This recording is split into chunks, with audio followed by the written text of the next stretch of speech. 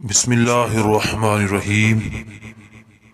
علامہ اقبال رحمۃ اللہ علیہ فرماتے ہیں، کامیاب لوگ اپنے فیصلوں سے دنیا بدل دیتے ہیں اور کمزور لوگ دنیا کے ڈر سے اپنے فیصلے بدل دیتے ہیں۔ مصیبت ایک عطیہ خداوندی ہے تاکہ انسان اپنی زندگی کا مشاہدہ کر لے، اپنی تاریخ کو محفوظ کریں اور لازوال بنیں، گزرے وقتوں سے نئی زندگی حاصل کریں۔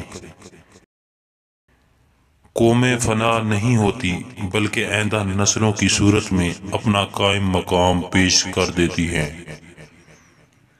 کچھ تکلیفیں ہمارا امتحان لینے نہیں بلکہ اپنے ساتھ جڑے لوگوں کی پہچان کرانے آتی ہیں۔ شب و روز کی اس دنیا میں مت ڈرو، آپ کے پاس ایک اور وقت، ایک اور جگہ بھی ہے۔ دو چیزیں اپنے اندر پیدا کر لو، چپ رہنا اور معاف کرنا، کیونکہ چپ رہنے سے بڑا کوئی جواب نہیں اور معاف کر دینے سے بڑا کوئی انتقام نہیں۔ مومن ریشم کی طرح نرم اور فولاد کی طرح سخت ہوتا ہے۔ بات علم سے کرو، طاقت کا سہارا نہ لو، کیونکہ طاقت کتنی بھی بڑی کیوں نہ ہو، علم کے آگے چھوٹی ہو جاتی ہے۔ قومیں شاعروں کے دلوں میں پیدا ہوتی ہیں، ترقی کرتی ہیں اور سیاستدانوں کے ہاتھوں مرتی ہیں۔ وہ بندہ دولت، عزت اور صحت کی خواہش چھوڑ دے جو بخیل ہے اور ہمیشہ اپنے حق سے زیادہ کا امیدوار ہے۔ دولت کا مستحق صرف سخی انسان ہے۔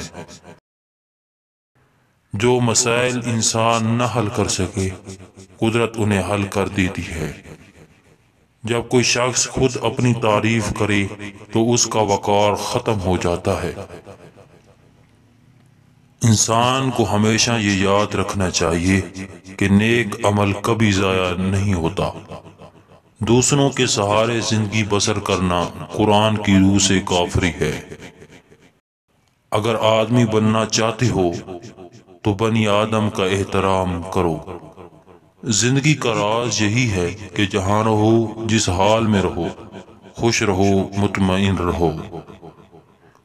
یقین ایک عظیم قوت اور انصاف ایک پیش بہا خزانہ ہے اور صبر ایک عظیم سعادت ہے۔ آج کا انسان اپنی روزی کی فکر میں رزق تلاش کر رہا ہے اور رازق کو بھول بیٹھا ہے جو اسے رزق دیتا ہے۔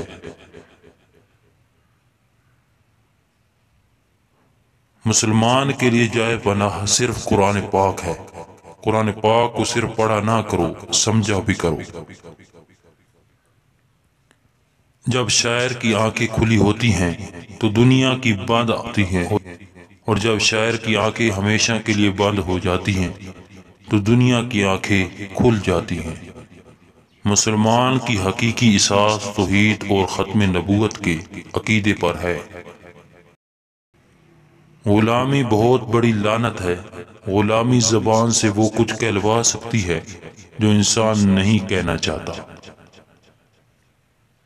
وہ گھر ہزار سات تحسین کے قابل ہے جس میں روزانہ صبح کے وقت قرآن پاک کی تلاوت ہوتی ہے۔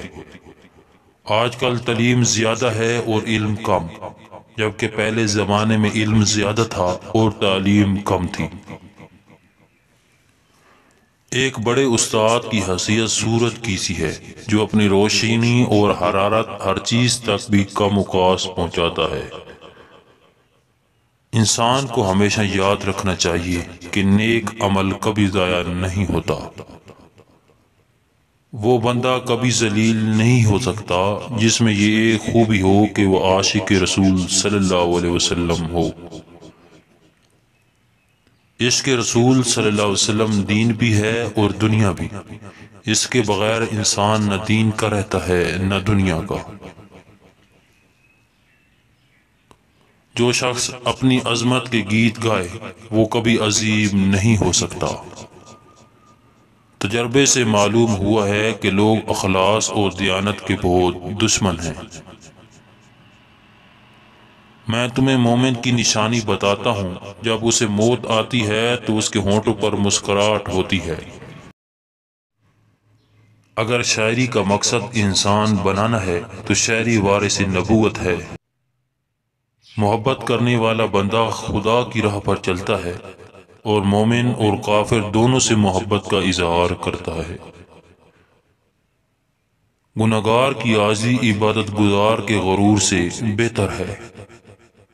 میں سچ کہتا ہوں، آپ کا دشمن بھی آپ کا دوست ہے۔ اس کی موجودگی آپ کی زندگی کو بھرپور اور امیر بناتی ہے۔ آدمی کی موت روح کی جدائی سے نہیں بلکہ ایمان کی کمی اور یقین کی محرومی سے ہوتی ہے۔ زندگی موت کی ابتدا ہے اور موت زندگی کا آغاز۔ دل ایک ایسی چیز ہے جو امیر کے پہلو میں نہیں ہوتا۔